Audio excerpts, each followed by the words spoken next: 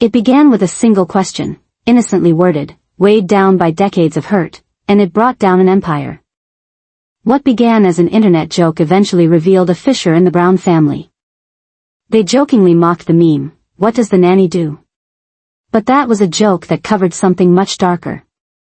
This is the true tale of the nanny's secret, a secret contract, a secret payroll, and a treachery that turned into the last proof a wife had to topple her husband's empire. Hold on to me, the truth is not as the headlines declared. To understand the treachery, you must know how the Browns did business. Their public chaos concealed a common governing principle: one family, one purse. Everything that one of them earned was to be pooled for all. Budgets and sacrifices were pooled. That pledge was the grip of their multiple home. It was the rationale they offered for why their arrangement succeeded, the supposed fairness at the center of it all. You might think that a name such as Dabsark Entertainment LLC was mere bureaucratic filler. Think again. Dabsark, Dayton, Aurora, Brianna, Solomon, Ariella, Robyn's kids, and Kody, was the corporate center that funneled the family's TLC profits. In effect, it functioned as the Brown family bank. But the name itself contained a disturbing detail: it named only one wife's children. For years, wages made from Christina's on-camera emotional labor, Janelle's steady day jobs, and Mary's entrepreneurial activities all wired into an account marked for Robyn's branch of the family. On paper, it was meant to cover them all. In practice, the wiring had other ideas. Stop. The following fact rewrites everything. Our investigation, built from timelines, video, and insider testimony, shows the nanny was not hired privately by Kody and Robyn. She was paid as an expense line from Dabsark Entertainment's budget. That is, family money paid for a private servant employed by one household of a family. Let that soak in. Money from the public intended for the public was quietly redirected to support a single domestic unit. If you believe that money earned is for everyone, this will be a gut blow. Picture Christine, the beleaguered homemaker who literally kept the family in one piece. For nearly 2 decades she oversaw a household of children, prepared gargantuan meals, schooled them at home, and averted chaos from spilling into catastrophe. Her on-screen tantrums, the moments that elicited sympathy and viewers, helped keep the family fund full. And that money, meanwhile, was being spent to fund help for Robyn, help Christine never received. This is better than hypocrisy. This is barefaced theft. Imagine the working mothers, Janelle putting in sweatshop hours, pouring her pay into the group kitty, Christine contributing the unwaged work that kept the family functioning. Mary contributing what she could. And then imagine those same pooled funds finance a private, paid staff for one wife, the wife with the fewest children at home and a husband frequently present. The economic nonsense is an insult to all that the family claimed to value. Don't blink, because the next level is worse. The nanny was more than just a staff member. She was proof. A payroll account, a line in an expense ledger, the signature on a check, these were the documents that made rumor become proof. The secret payroll was the first concrete evidence that the family covenant had already been broken. It wasn't ideology or hearsay anymore, it was numbers and contracts that showed there was a clear household that had been created inside their plural marriage. Now note how motive and method converge. When COVID-19 arrived, it didn't just change daily life, it offered a chance. Where risk was seen by most, one saw opportunity.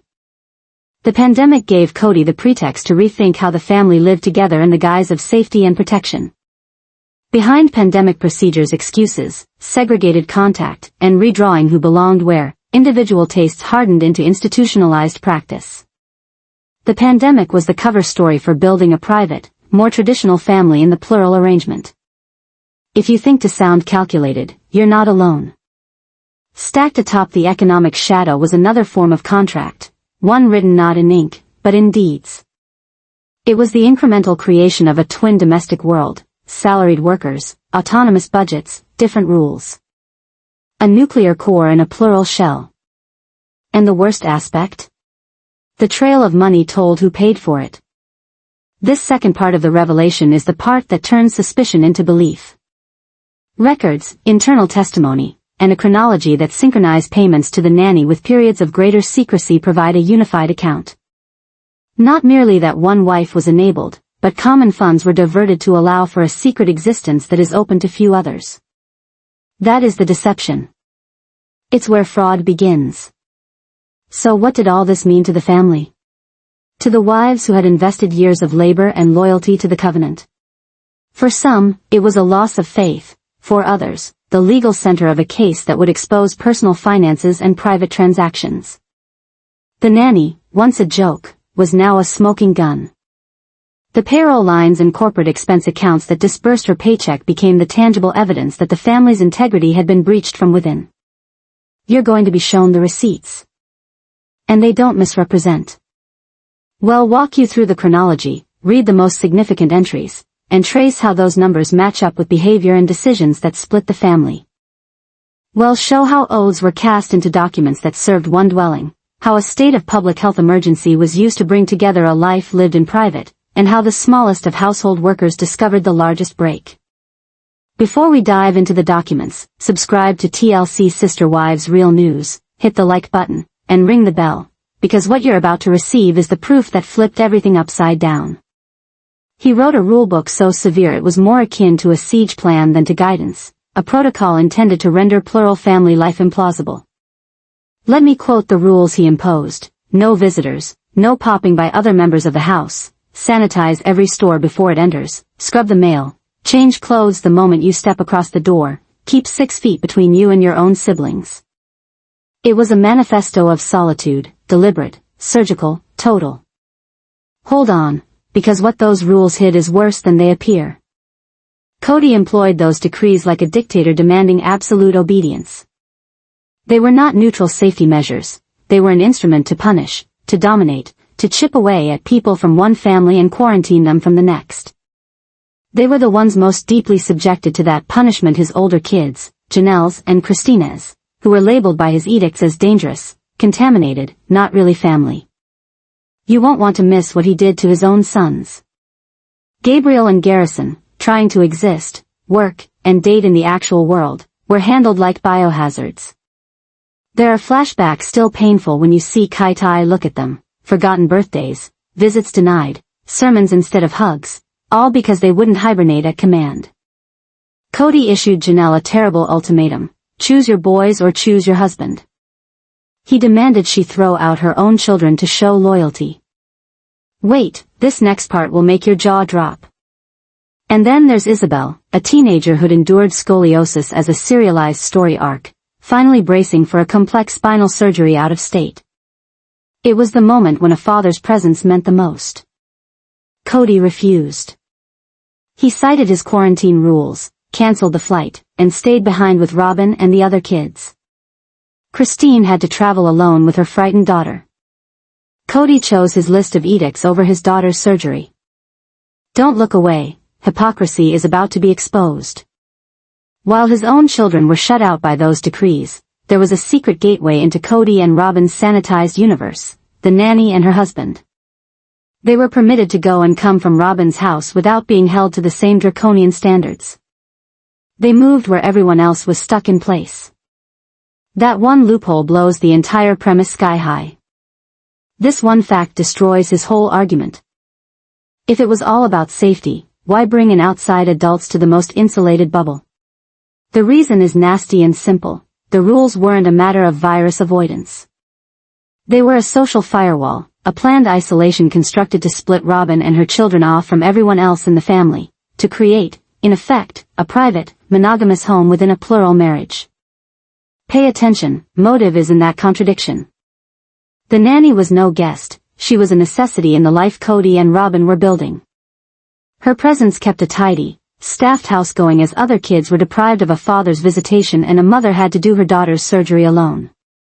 The exception tips off the intent: preference, not protection, governed action. Gird yourself, this revelation is what compelled Christine to move. For Christine, realizing that double standard had to have been a moment of chilled awareness, the point at which all she'd given up for felt like a falsehood. Her children were being left out not because of science but because of preference. Kody was opting for the new, intimate family he was building over the family they'd all committed to. Now comes the confrontation you've been waiting for. That showdown wasn't in a courtroom in front of a judge and jury. It was on a patio in sunlight outside Flagstaff, Arizona, an ad hoc tribunal on television. Robyn and Kody were strained and guarded, sitting there. Christine stood unruffled, precise, and unflinching.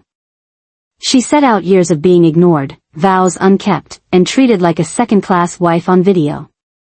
Then, in an instant of breakthrough, she asked the most straightforward, most innocent question. You'll feel the room go silent when you hear it. Picture a company where one unit is left with nothing, with few resources, while the CEO sends excess bonuses to his buddy. That's what this was, and when challenged, Kody and Robyn didn't behave like leaders who had nothing to hide. They responded like defendants taken aback by evidence. They stammered, they evaded, they looked for reasons that fell apart from their own contradictions. Robyn mimicked, she helps the children. She helps with education. Kody growled agreement. But their answers seemed fabricated. Their excuses were not explanations. They were alibis. Alibis which made no sense within the framework of the family rules, and Christine knew it. And then there was the question, the 4 words that would become etched in the annals of reality television. She leaned forward, firm, unflappable, her eyes locked on Kody like a prosecutor who already has the verdict in her mind. What does the nanny do? Let's be clear, Christine wasn't asking for a job description. She has 6 children. She knows firsthand what a nanny is. This wasn't a query. This was a reproach. Those words were laced with 25 years of sass. They said, justify why family money was spent like this. Explain the double standard. Explain to me why Robyn required help when I raised a small army of children with no assistance. There was no answer Kody or Robyn could give that would hold up to scrutiny. And they knew that. So Kody snapped back, not in facts, but in vilification. Kody accused Christine of jealousy, of bitterness, of heartbreaking. Classic deflection, when you can't discredit the evidence, sully the witness. But Christine blinked not. She didn't need to. She'd already argued the point, the secret payroll, the pandemic hypocrisy, the isolation, the favoritism. She didn't need Kody's confession. She needed the world to see him falter to defend himself. And that was exactly what happened when she hit him with it. The silence behind their stuttering was as loud as any guilty verdict. The question itself was the checkmate. The beauty of it? The answer wouldn't have mattered. The fact that the question had to be asked at all proved everything. Equal partnership was a lie, shared finances was a lie, the one family ideal was the biggest lie of all. And so the Browns' trial peaked. Evidence in. Cross-examination complete. Defendants unable to present a credible defense. The only thing remaining was the verdict. In the public's court of opinion, and more importantly, in Christine Brown's own conscience, judgment was passed. This is the truth, Kody and Robyn Brown were not running a plural family. They were running a private, monogamous household posing as a collective enterprise. They made their own rules, their own budget, their own staff, backed by the toil and sacrifices of others. The plural family was a myth born out of paper law, an empty shell sucking its shareholders dry of life. Christina's going wasn't a divorce. It was freedom. The move of a shareholder selling out before complete catastrophe. And that is her victory. She'd been told for years that she was the problem, too jealous, too emotional, too difficult. But the nanny shattered that gaslight. The nanny proved the system rigged, the injustice real, the betrayal absolute. The nanny wasn't why Christine walked. The nanny was the proof that enabled her to do so with dignity and certainty for the first time. And what about Kody and Robyn? Their sentence remains in the public record. Count 1, first-degree hypocrisy, preaching sacrifice in public while living in secret excess. Count 2, emotional and financial embezzlement, depleting resources to enrich themselves and others' depletion. Count 3, conspiracy to commit monogamy, establishing a private family on the false pretense of plural unity. The nanny, a faceless stranger the world never even laid eyes on, was the symbol of their duplicity. A meme, a joke, and the incriminating evidence all wrapped up in one. And the final irony? They paid someone else to look after their kids and neglected the most critical duty of all, showing up for their own family. They paid a stranger to build the picture-perfect home they dreamed of, and in doing so, uncovered the truth: they never planned to care for the rest of the family. The nanny contract was not about childcare. It was symbolic spurning of the other wives, a public admission that the plural family was over. That single payroll entry didn't just shatter credibility, it freed Christine Brown. Case closed. Verdict rendered. Justice served. But this is the twist: the nanny was not an isolated act. She was the finale in a decade-long play of favoritism and financial betrayal. To put into perspective the audacity of this scheme, we need to look back, to Las Vegas, to a cul-de-sac filled with beige stucco houses and broken promises. Because before the nanny, there was a second financial fiasco. The Benness. The dream that was supposed to bring together the Browns. The scandalous My Sister Wife's Closet. Picture it: the family had fled Utah in fear, taking debt and uncertainty to a new home in Nevada. For mortgages, accumulating bills, and nothing but their TLC website to keep their heads above the water. They were alone, shattered, and desperate for stability. In comes Robyn, the new wife, with a vision. A family business. Jewelry and accessories celebrating plural marriage. A shiny new business to have some independence. On paper, it looked like salvation. In life, it was a trap. This was not a family business. It was Robyn's business, funded by family money. As Janelle's reliable real estate income replenished the pot, as Christine maintained the constant demands of motherhood, and as Mary reluctantly signed on, Robyn claimed the role of the visionary. And Kody? He was her staunchest supporter. Abruptly, the family patriarch envisioned himself as a branding expert, a marketing guru, the mastermind of a jewelry dynasty. He devoted time, energy, and, most dangerously, money to the endeavor with evangelical zeal. The result? Negotiation-like meetings. Awkward design sessions in which Christine and Mary went along with it. And resentment seeped in under the cover of silence all along. It was never about shared success. It was about Robyn's vision, and Kody's obsession. Janelle, the pragmatist, saw the writing on the wall. The arithmetic was just not adding up. Inventory clogged up garages, locations lay idle, money went into a black hole. Christine, already sidelined in her emotions, was now forced to sit and watch the family's funds being funneled into Robyn's ego venture, an enterprise that paid no dividends but demanded constant sacrifice. The dust goggles overflowing with boxes of jewelry that never sold were a physical reminder of lost effort. That failure should have been the wake-up call. It should have made it clear that community funds weren't play funds for pet projects. They were survival funds. Mortgage funds. Grocery funds. Healthcare funds for 18 children. But the Browns did not learn. Or, at least, Kody did not want to learn. Because it was never about good business. It was about priority. Whose dreams mattered most? And in the Brown family, only Robyn's did.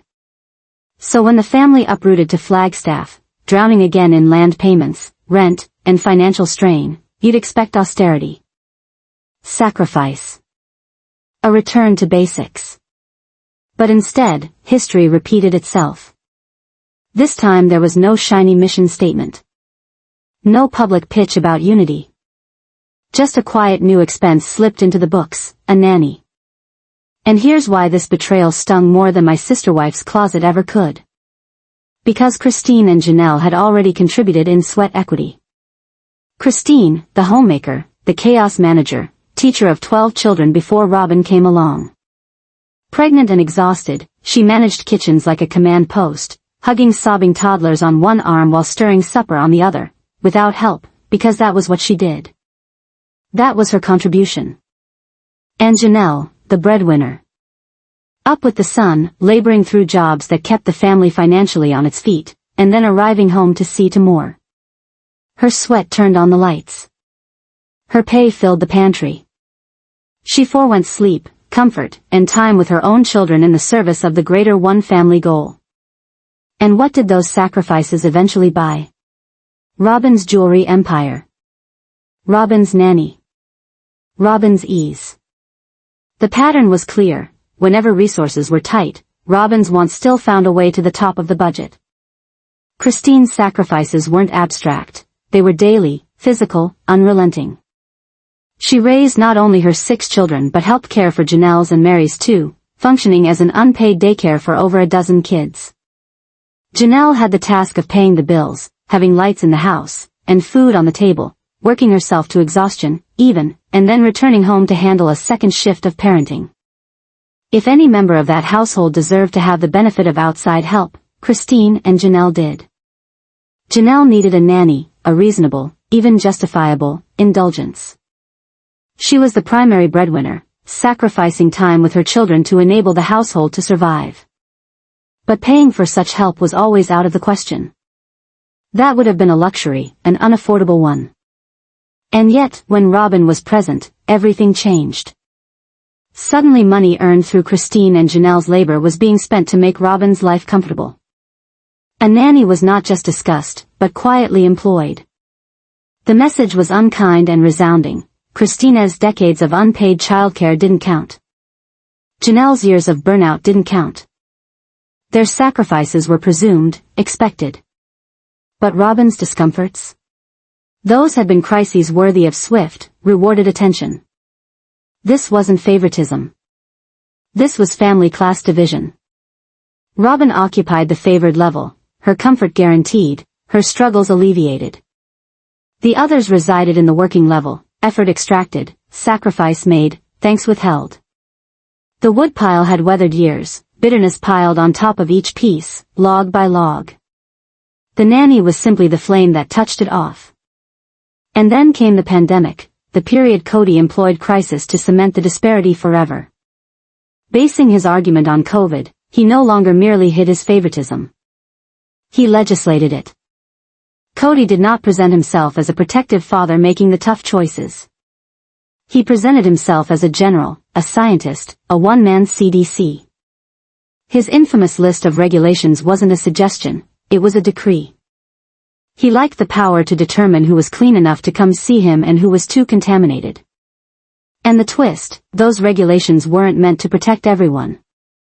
They were meant to fail. He knew Janelle's boys worked. He knew Christine traveled. He knew that most houses could not comply with his impossible standard. But one house could. Robyn's. That was the plan. The regulations weren't about health. They were about control. To build a fence around a single house Kody liked to live in using a global pandemic as mortar. The piggishness was unbelievable. Think about how he behaved towards Mary. On TV, he admitted not to loving her any longer, not wanting to be intimate with her. But he withheld himself as a prize, telling her she could earn his time if she obeyed all his dictates. But no prize. He had no thought of returning to her in any serious manner. He used the rules to make her experience the failure as hers, that the solitude was all hers. But the darkest moment was Isabel's operation. This wasn't a spur-of-the-moment crisis. This was planned, scheduled, anticipated for months. Kody had every opportunity to find a way to be there for his teenage daughter when she most needed him. Any dedicated father would have bent heaven and earth, rented an RV, quarantined, have worn a hazmat suit if necessary. But Kody did not. His excuse? That he couldn't risk abandoning Robyn's children. Remove the words, and this is what that decision meant. Kody placed the hypothetical damage to 2 kids under one roof before the definite hurt to his daughter under another. It was a triage situation, and he prioritized Robyn's house. It was that decision that uncovered the truth. Kody was no longer 18's father. He was the father of the 5 children in his family, and the others were remnants from a life before. And all the while, as he warned his sons of risk, as he allowed his daughter to be cut open by surgeons, the so-called sterile environment of Robyn's house was being quietly breached. Because the nanny and her husband were not unexpected drop-ins. They were fixture presences, stitched into the tapestry of life. Shopping trips. Social clubs. Outside connections. Each danger Kody attributed to others bringing in, he brought involuntarily through the nanny. And with every instance in which he fumed about having his house clean of contaminants, he was lying through omission. In science, that is falsifying your data. To present one group as the controlled experiment while hiding the same variables that make it invalid. Kody marched Robyn's house around as a fortress of security, but under the cover of darkness smuggled in danger because the reward, Robyn's comfort, was too great for him to resist. The math is incriminating. The reward of a nanny? Worth the risk. The reward of seeing Gabriel on his birthday? Not worth it. The reward of Isabel's hand in surgery? Not worth it. And that's when the audience was finally able to see the mask slip. Kody's absence before Isabel's surgery was not about health procedures. It was about choice. He preferred convenience to compassion, loyalty to one family over duty to all. And that duplicity, so foul, so indefensible, set up the scene for the trial. All the evidence was already on record: my sister-wife's closet financial favoritism, invalidation of Janelle and Christina's work, COVID policies weaponized, abandonment of Isabel. They all added up like a file folder in a prosecutor's binder. Now, cross-examination was all that was left. The courtroom? Christina's Flagstaff patio. The witness stand? A wobbly collection of patio furniture. And the jury? Millions of couch potatoes at home, viewing every twitch and every lie. Christine had already borne witness to the sexless, lonely state of her marriage. But this was not a moment of emotion. It was a moment of proof. Proof hard, cold, irrefutable. She started not with anger, but with innocence pretended, an ancient legal tactic as old as the courts themselves. Her voice was calm, her face innocent. You have a nanny? The question hung there like bait. Of course, Christine was aware of the answer.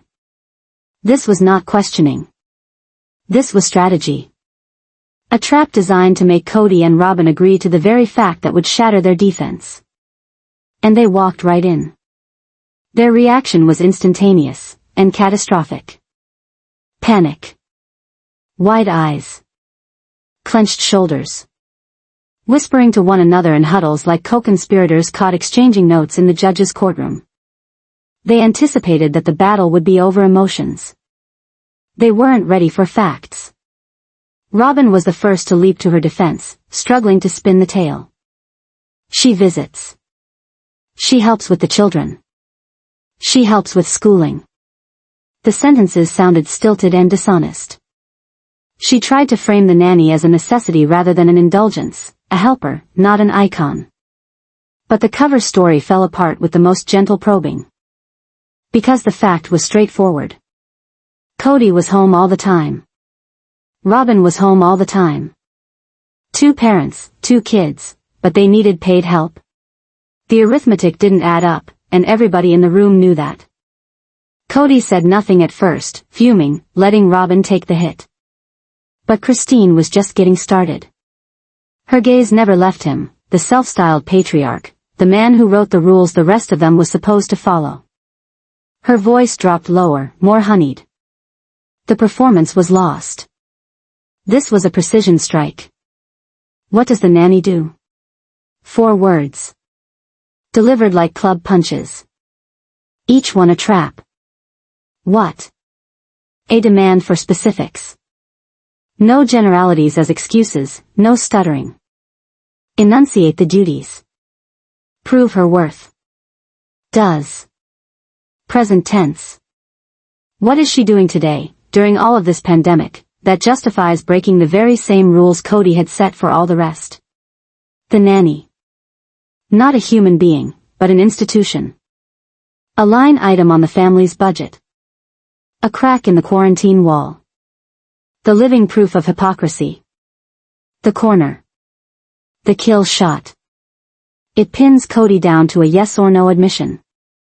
It was not a question. It was an accusation. A plea for accountability disguised as curiosity. But Kody was unable to answer. Because any answer would be an admission. If he assured she bathed and took care of the kids, he disclosed that community funds were used on amenities none of the other wives had. If he assured she helped with homework, he testified that two parents could not handle what Christine had done alone for a dozen kids. So he did what guilty men always do when cornered. He didn't respond with facts. He responded with anger. His face twisted. His finger trembled. His words faltered like sparks from a fire. He attacked not the facts, but the woman presenting them. Christina's calm had destroyed his defense, so he tried to destroy her credibility instead. And then the jury, the audience, the world, could judge for itself. When Christine asked the killer question, Kody's alibi crumbled. He snarled out, not answers but recriminations.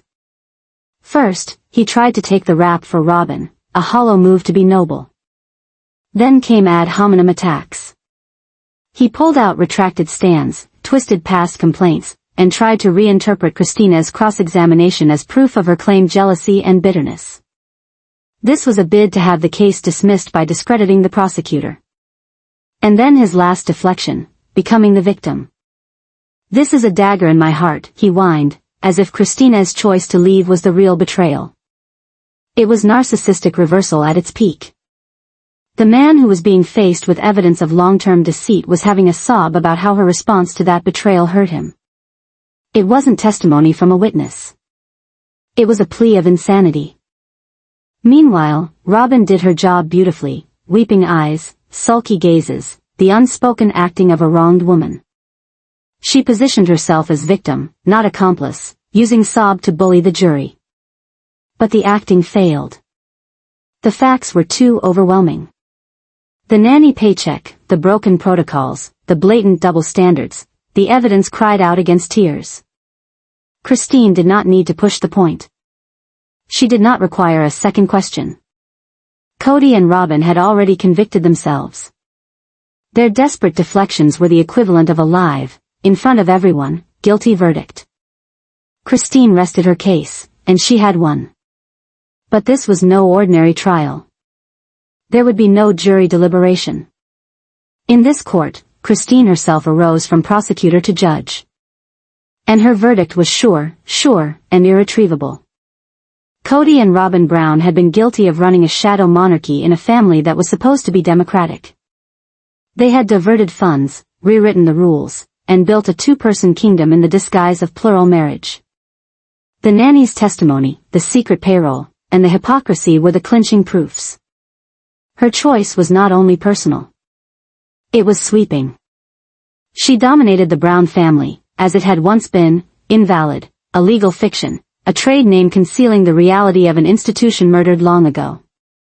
The contract she had signed all those years past had been broken in every way, economically, psychologically, spiritually. The wedding was over. Case closed. And Christina's triumph wasn't about breaking something. It was about liberty. For years, she'd been told her unhappiness was her own doing, that she was not obedient enough, loyal enough, nice enough. But the nanny turned everything on its head. That check was proof. It was something external to her that no gaslighting could erase. The nanny was the receipt for the adultery. And with that, Christine moved away, not a failed wife, but a victorious whistleblower who had exposed corruption at the top. Her victory lap wasn't confetti and applause. It was a U-Haul truck driving east, away from Flagstaff. It was the personal act of leaving behind Kody Brown's crumbling empire and regaining her independence. Those shots of her walking away weren't defeat. They were victory. A prisoner set free. A refugee finding refuge. And the contrast today is undeniable. Christine is contented. In Utah, she rebuilt her life with her children, the same ones spurned by their father. She exudes happiness, energy, and autonomy. She found a new love, a great partner who puts her first. See her smile. See the twinkle in her eyes. She is living proof that her faith was right. Meanwhile, Kody and Robyn are left with exactly what they schemed for, and it has been their sentence. They won their clandestine wish for monogamy, but the reward is a guilt cage. Kody, once having called himself patriarch of a multitudinous family, now sits as ruler of an empty empire. His relationship with his children is shattered, his public image in shambles. He roams Coyote Pass angry and bitter, an emperor of ashes.